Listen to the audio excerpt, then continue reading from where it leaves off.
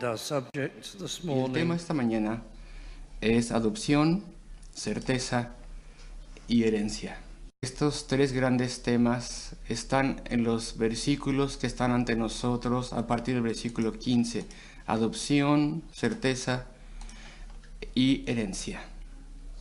Y bueno, ya hemos considerado el versículo 13, donde dice: porque si vivís conforme a la carne moriréis, mas si por el Espíritu hacéis morir las obras de la carne viviréis.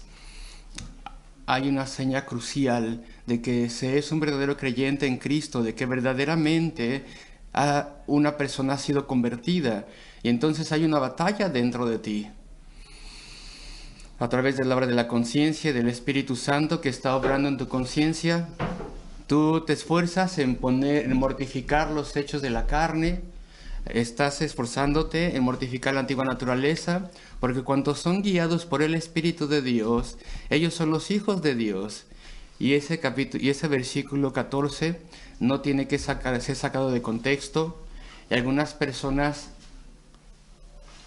están atraídas a las palabras donde dicen guiados por el Espíritu y suponen de forma errónea, porque no tiene nada que ver con el contexto, asumen de forma errónea que esto se refiere a alguna bendición especial espiritual por la cual conocemos lo que Dios quiere que hagamos, por la cual sabemos lo que va a suceder en algún momento, porque somos guiados por el Espíritu. El enemigo engaña a los creyentes en esto y les permite sentirse de forma superior, especiales, de forma especial, bendecida de forma especial, clarividente, casi con información clarividente. Pero bueno, el significado está en el versículo anterior. Es decir, que somos guiados por el Espíritu para mortificar las obras de la naturaleza antigua y para poder agradar a Cristo. Y entonces también somos llevados a buenas obras, no obras no obras buenas específicas, sino buenas obras para agradar al Señor. Y después el apóstol, al habernos introducido a la idea del versículo 14 de que somos hijos de Dios, entonces procede, bajo inspiración de Dios, a explicar este término. Versículo 15.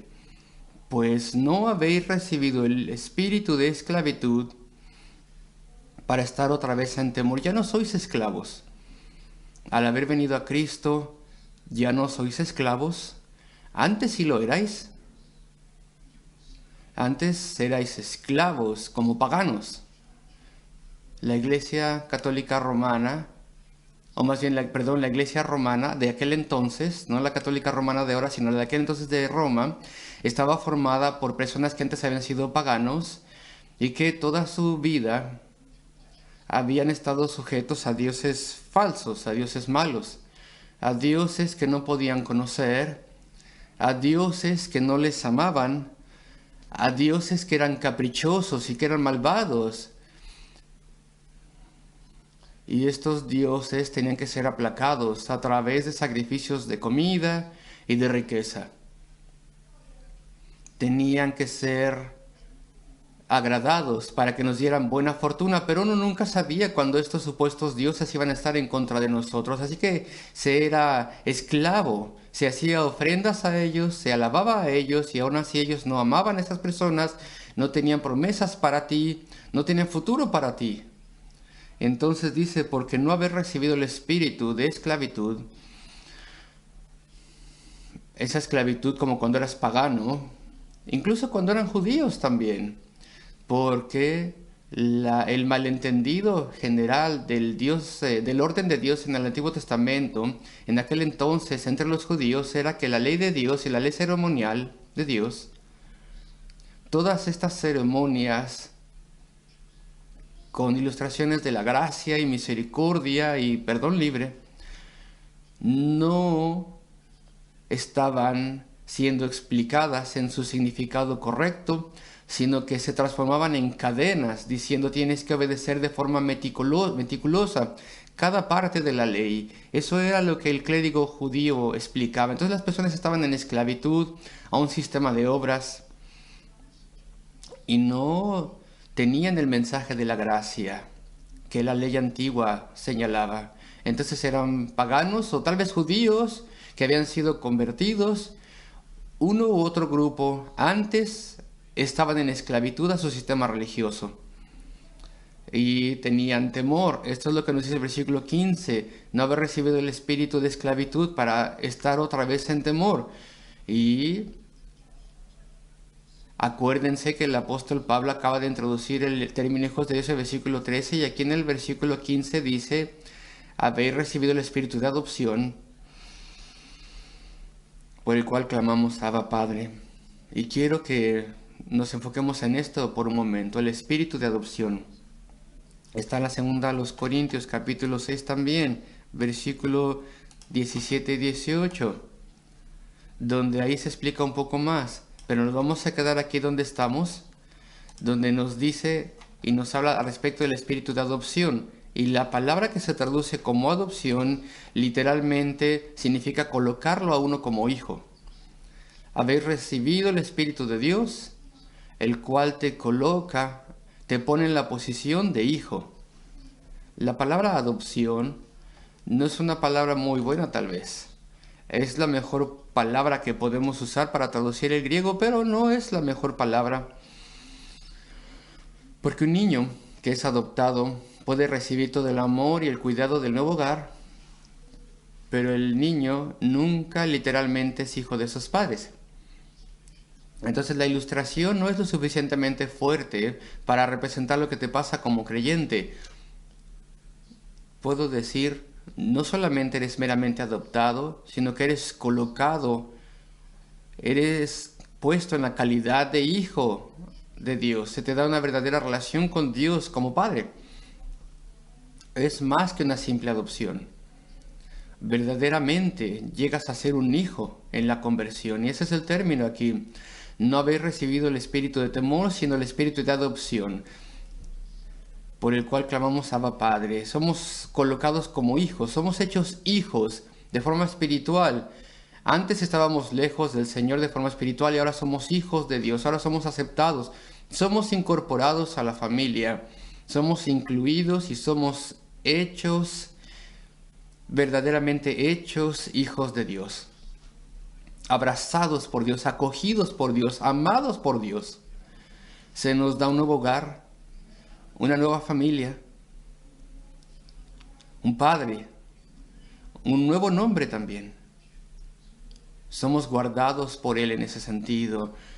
Tenemos ahora un parentesco, por así decirlo, con nuestro Padre Celestial y con nuestro Salvador, quien es descrito como tu hermano mayor. Tenemos una relación, tenemos acceso, eso es lo más grande, tenemos acceso a la presencia de Dios. Dios nos escucha ahora, Dios nos habla, no que nos hable al oído, no de forma directa, no escuchamos la voz de Dios directamente en nuestra mente, sino que la escuchamos a través de la Escritura y nos habla, y escuchamos su voz. Y sentimos la demanda moral de la Escritura sobre nosotros. Dios nos protege, Dios nos entrena y nos da un gran sentido de pertenencia. Ahora pertenecemos, ya no estamos ahí de forma temporal, no estás solamente ahí como un inquilino, sino que ahora ya perteneces a la familia. Entonces dice, por el cual clamamos Abba, una palabra aramea, que expresa gran ternura e intimidad y cercanía al decirle a Dios Padre.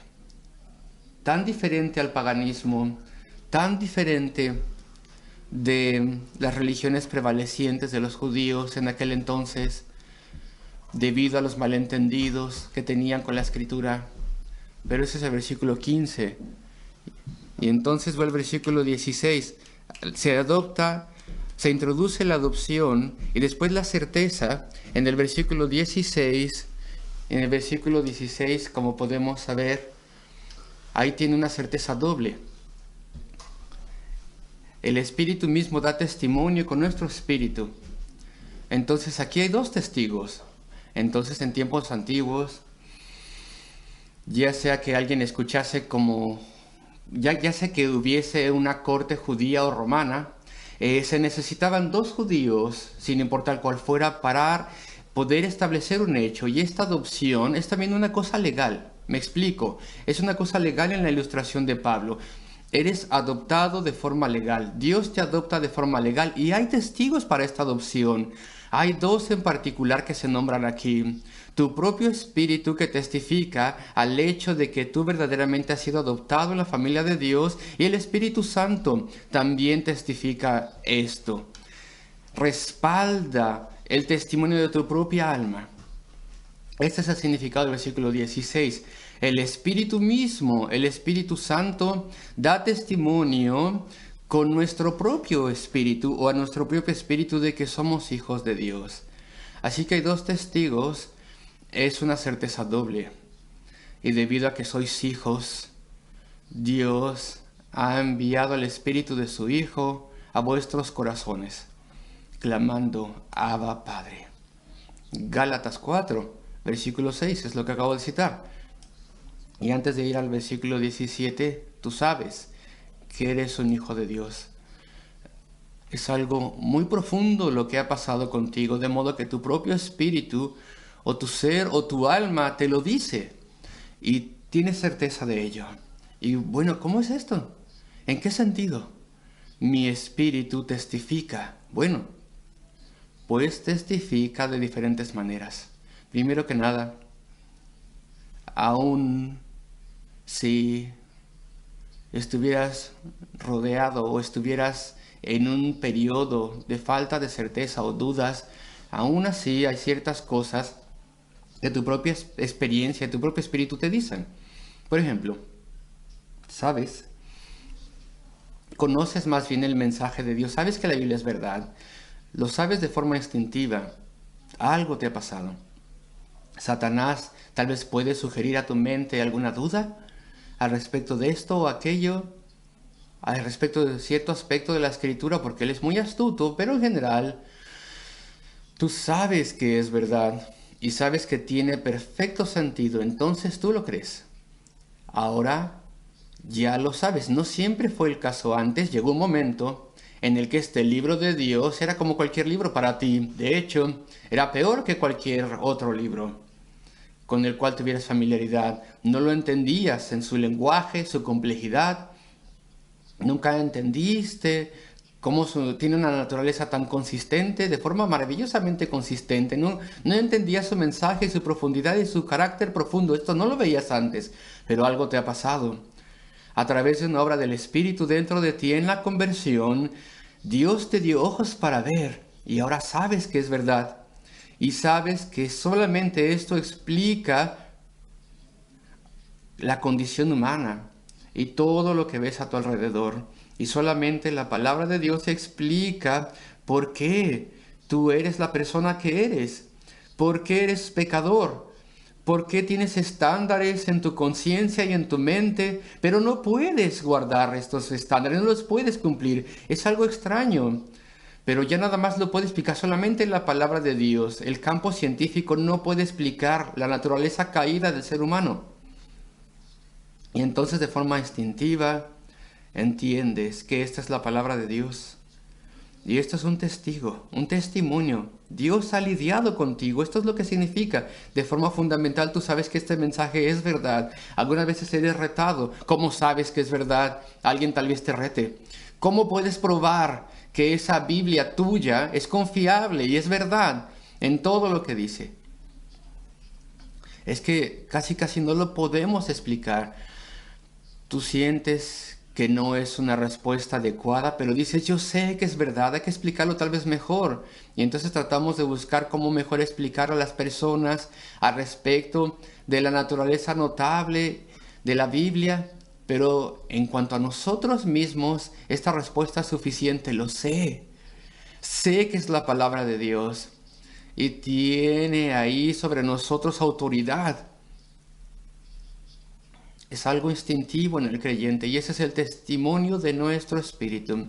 Este es un aspecto de que sabemos que Dios ha lidiado con nosotros de forma maravillosa y podemos también podemos ver este mundo. Antes éramos engañados por el mundo. Teníamos optimismo respecto de este mundo y la naturaleza humana, pero ahora hemos visto las cosas claramente y entendemos que es un mundo caído.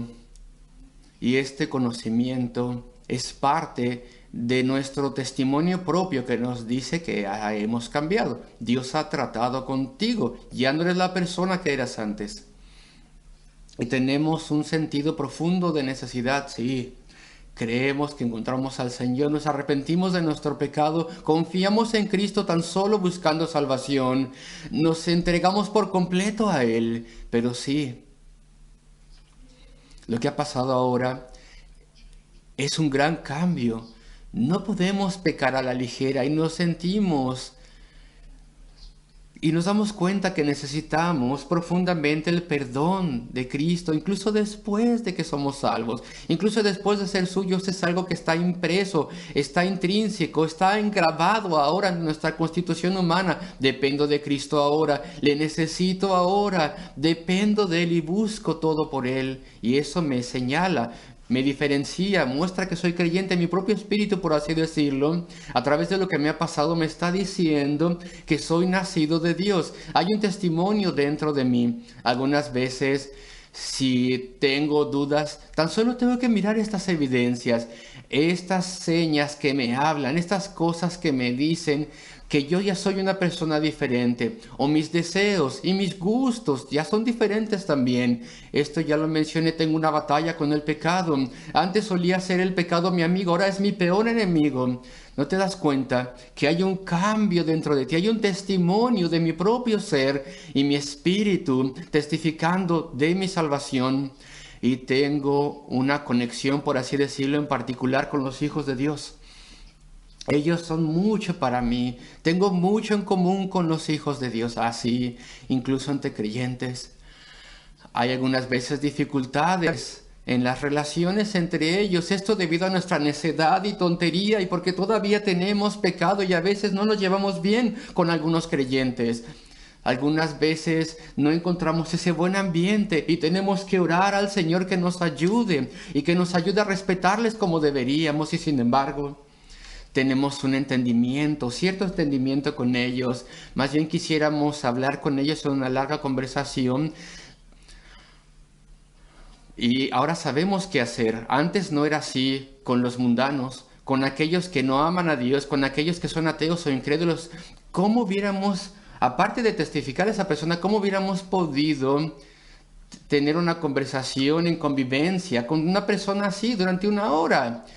Y encuentra algo para la cual puedes hablar con ellos por una hora, a menos que sean negocios y en el trabajo. Queridos amigos, no tenemos nada en común con los mundanos. Tenemos completamente dos posturas y entendimientos diferentes de la vida, y aspiraciones y deseos y gustos diferentes. Sin embargo, con el pueblo de Dios tenemos un lazo. Tenemos amor, afecto, tenemos entendimiento.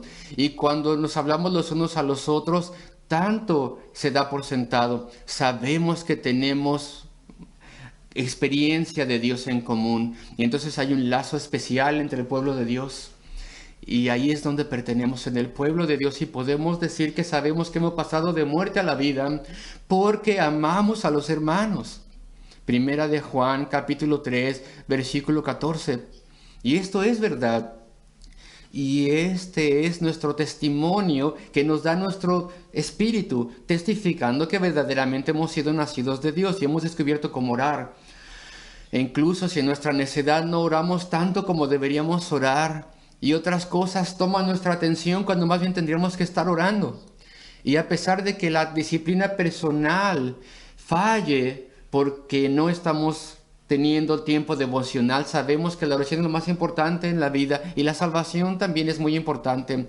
Si algún pastor o un cristiano mayor dijera solemnemente: yo no creo que tú puedas ser salvo, te he estado observando, te he estado viendo, no veo en ti ninguna de las marcas de la conversión, eso sería entonces lo más terrible que pudiéramos escuchar. Porque nuestra salvación es lo más importante para nosotros. Todo esto es el testimonio de nuestro propio espíritu, que nos dice que somos de Cristo, que somos adoptados, que estamos en la familia de Dios. Y no solamente eso, sino que también tenemos el testimonio del Espíritu Santo. Versículo 16, el Espíritu mismo el Espíritu mismo, el Espíritu Él mismo da testimonio a nuestro espíritu de que somos hijos de Dios. Ya hemos visto parte de esto en versículos anteriores. El Espíritu Santo activa la conciencia, de modo que no podemos hacer las cosas que hubiéramos hecho de otra forma. Ese es el testimonio del Espíritu. No lo dejes a un lado. Oh, espero que digas que el Espíritu del Espíritu es una voz especial, pastor, dime eso. Es una emanación de lo alto. Eso es lo que quiero que me digas. No, esto empieza en la obra ordinaria, si lo puedo llamar así, del Espíritu. Cuando obra en nuestra conciencia, cuando mueve nuestro corazón a amar y a buenas obras, algunas veces nos detenemos. Y tenemos cierta preocupación, cierto deseo fuerte de hacer esto o aquello por alguna otra persona, alguna buena obra. Y si somos honestos con nosotros mismos diríamos, tal vez yo nunca hubiera pensado en esto. Es el Señor que está obrando en mí y me está llevando a esforzarme, a ser un creyente que es instrumento en sus manos y buscar amor y buenas obras, la obra del Espíritu. Tú caminas así, tú sabes que tu conciencia es alentada por el Espíritu, tú pones atención a cuando el Espíritu te inclina a hacer bien, y esto también es parte del testimonio del Espíritu que testifica con nuestro espíritu de que verdaderamente hemos sido nacidos de Dios. Y algunas veces somos llevados a tener gratitud a Dios y nos maravillamos y tenemos una dependencia renovada y más profunda sobre Él. Y esto es parte de la obra y el testimonio del Espíritu. O a veces tenemos una preocupación profunda por otros. El corazón humano es tan egoísta.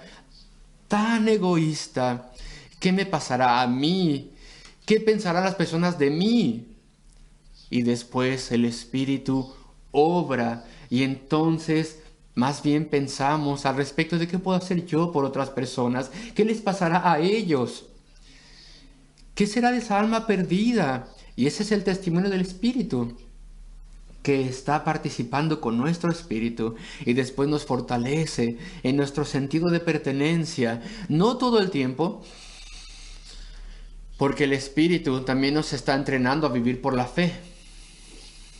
Y si Él fortalece nuestro sentido de certeza y pertenencia en todo momento, entonces ya no nos preocuparíamos de tener fe. Ya no más. Ya no estaríamos siendo entrenados a confiar en Él. Entonces a veces nos levantamos en la mañana y la certeza no está ahí. Y ese sentimiento amoroso de pertenencia no está allí.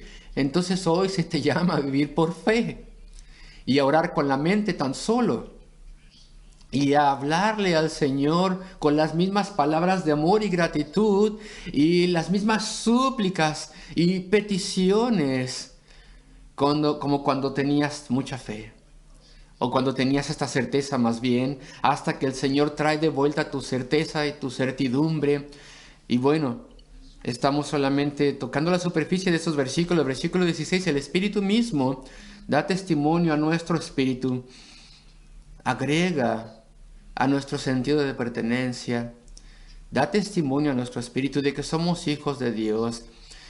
Y sabemos que esta no es una bendición constante, pero sí es una bendición preciadísima. Y le damos gracias a Dios por ello. Versículo 17, que continúa el tema. Y si hijos, también herederos, herederos de Dios y coherederos con Cristo. Mira, el razonamiento es muy simple, es obvio. Versículo 17, y si hijos, entonces herederos. Claro, es consecuencia de, si ya soy un hijo de Dios, entonces soy heredero. Tengo una herencia. Es tan ciertísimo como eso, no puedo perderme. La doctrina de la perseverancia de los santos está aquí.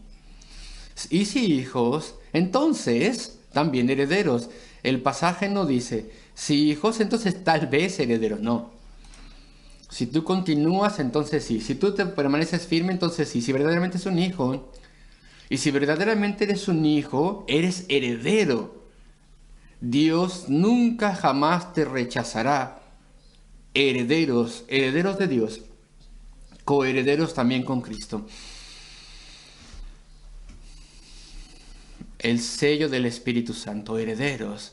Podríamos ir un momento a Efesios 1, versículo 13. No es el único pasaje donde el apóstol es inspirado a aumentar nuestro conocimiento de esto. Entonces, Efesios 1:13, en él también vosotros, habiendo oído la palabra de verdad, el evangelio de vuestra salvación, y habiendo creído en él, fuisteis sellados con el Espíritu de la promesa, que es las arras de nuestra herencia hasta la redención de la posesión adquirida, el pago inicial, el depósito, la promesa, el dinero que es promesa, usado como promesa. Entonces, antes de que lleguemos a ser herederos, hay como una muestra, una promesa. La obra del Espíritu Santo no es solamente testificar a nuestro espíritu de que somos hijos de Dios, sino testificarnos a nosotros que somos herederos de la eternidad. Un día en la gloria eterna veremos a Cristo. Estaremos en el lugar de pureza absoluta. Y un día tendremos gozo y paz más allá de lo que podemos entender. Gozo lleno de gloria, dice el apóstol Pedro. Será un lugar de comunión gloriosa con Dios. Un lugar de amor, adoración y alabanza a Dios. Y veremos la manifestación de los atributos de Dios en la nueva creación. Estas cosas están más allá de lo que podemos explicar. Pero el punto es el siguiente. Tenemos las arras del Espíritu, un pago inicial. Incluso ahora tendremos una cosa allí. No podemos tener todo entendimiento, no, pero tenemos como una probadita inicial, lo cual nos permite anhelar esas cosas. En las devociones personales, tú puedes tener cierto sentido de cercanía al Señor.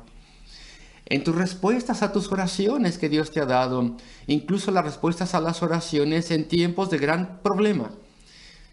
¿Qué alivio es esto?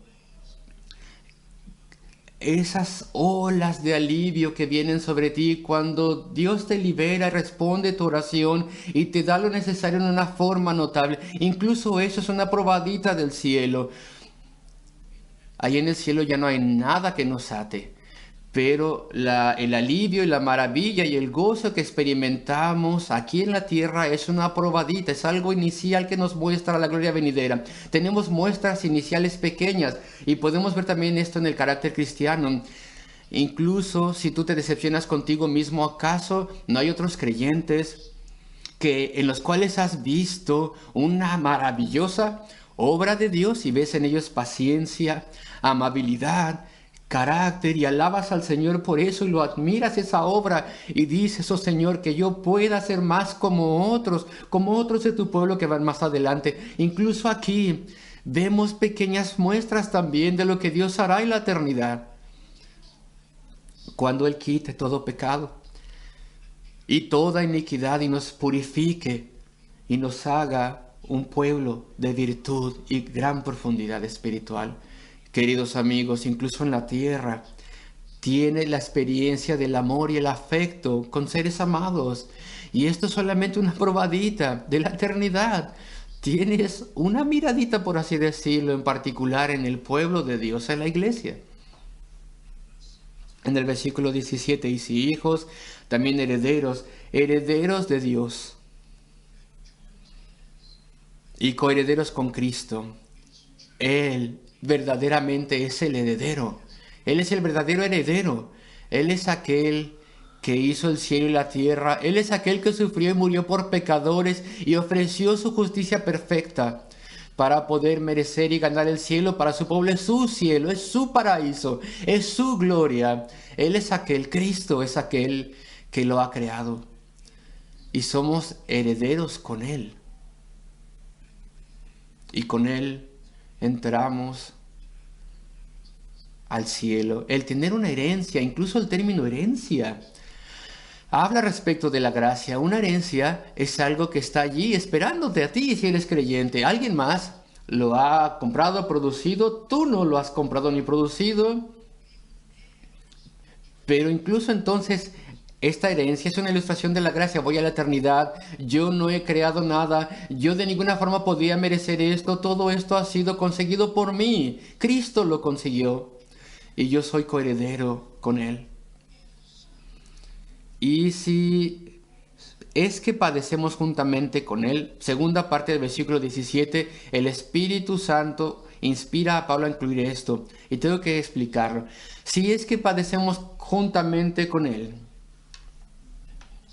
esto quiere decir que todo aquel que es heredero,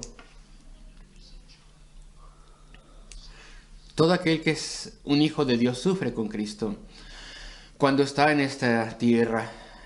Eso está ligado a ser así.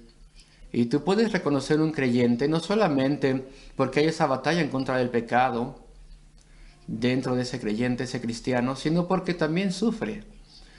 En alguna forma sufre, a cierto grado. No dice, si tal vez probablemente quizás suframos. Pablo no solamente está pensando al respecto de la persecución extrema que algunos creyentes tienen que sufrir.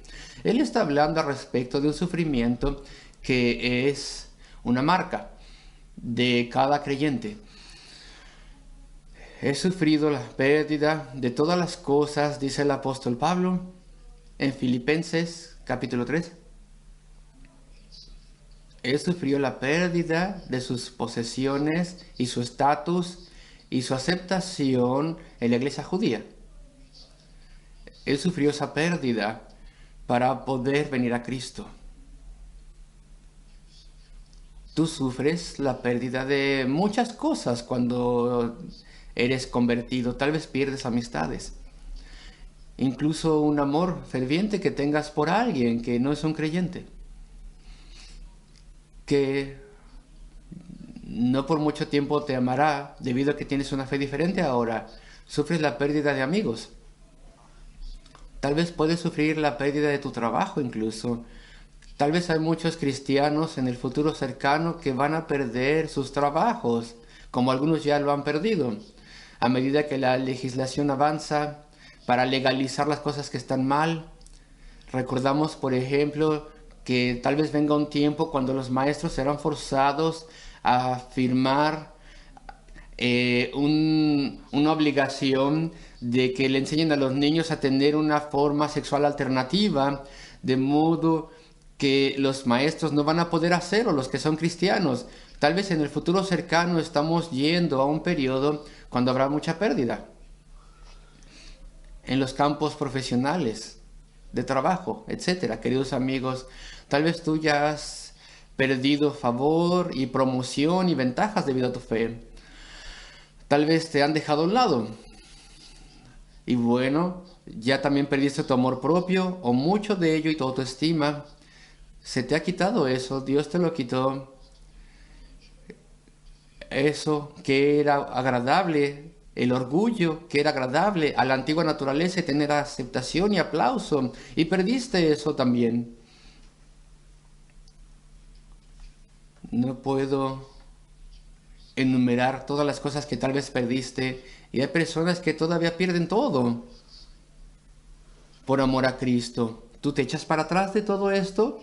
Si estás en una posición donde tienes que dejar algo a un lado, rendir algo, renunciar a algo, porque no puedes avanzar con ello, siendo creyente, ¿lo pondrás a un lado o no lo harás?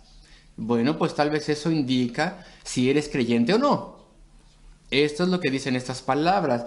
Y si es que padecemos juntamente con Él, si estamos listos a dejar cosas a un lado y sufrir, ya sea persecución o pérdida de cosas, para que juntamente con Él seamos glorificados. Suframos con Cristo. Incluso con Cristo, esta conjunción está llena de significado, porque somos de Él. Testificamos a almas perdidas, tenemos preocupación por los perdidos. y eso nos trae rechazo y sufrimiento. Sufrimos no como Cristo, claro. Cristo fue puesto a muerte, Él no tenía pecado, pero nosotros sufrimos con Él, es su obra. El liberarnos del pecado. Sufrimos por Él, sufrimos como Él, sufrimos con Él, en el sentido de que siempre tenemos su ayuda. Este es el versículo 17. La segunda parte. Si es que padecemos juntamente con Él, para que juntamente con Él seamos glorificados. Lo cual es una referencia a la resurrección, al cuerpo resucitado, al final. Algunas personas no quieren sufrir nada. Hay pastores, hay ministros que no quieren sufrir nada. Nunca te pongas bajo un ministerio con un pastor si ese pastor no está dispuesto a sufrir por Cristo. ¿De qué estoy hablando? Bueno, por ejemplo, los maestros que enseñan prosperidad, un evangelio de la prosperidad, ellos quieren sufrir, quieren tener riquezas. Te dicen, tú puedes ser rico. Pero ellos desde luego que se enriquecen. Su objetivo es vivir con una vida mundana, confortable, con gran riqueza, a cuestas tuyas. No te olvides que la Escritura dice que esta es una forma en la cual puedes reconocer a un cristiano si es que sufrimos con Cristo. Y ellos no quieren sufrir con Cristo. Quieren este mundo y sus riquezas. Y hay algunos ministros, algunos pastores que no predican el evangelio de la prosperidad, pero aún así tienen un vivir excepcionalmente bueno y tienen muchas riquezas y tienen propiedades y gran ingreso y fama y lo valoran bastante y lo cultivan y probablemente no son cristianos, aunque sean maestros reformados. Hay que tener mucho cuidado. Si es que padecemos juntamente con Él, nos repite el versículo, siempre tienes que estar bajo un ministerio que cree en una vida con un estilo moderado. Y como todos los cristianos, hay que dejar cosas a un lado por amor a Cristo. Y hay personas en el mundo de la erudición cristiana y tienen altos cargos académicos en instituciones académicas liberales, donde no hay doctrina sana. ¿Y por qué lo hacen? Porque no quieren sufrir por amor a Cristo. No quieren ir a un colegio bíblico simple y enseñar ahí los pastores. Quieren más bien la reputación de ser un catedrático en una institución aclamada. ¿Acaso son cristianos? Nos repite el versículo, si es que padecemos con Él, con Cristo. No, ellos quieren fama, quieren estatus, aceptación, prosperidad, así como uno obtiene en el mundo. Entonces tienen ahí su carrera en instituciones liberales. Eso no nos tendría que sorprender, queridos amigos, y tales personas no tendrían que sorprendernos. Y voy al versículo 18, donde el apóstol dice, pues tengo por cierto que las aflicciones del tiempo presente no son comparables con la gloria venidera que en nosotros ha de manifestarse.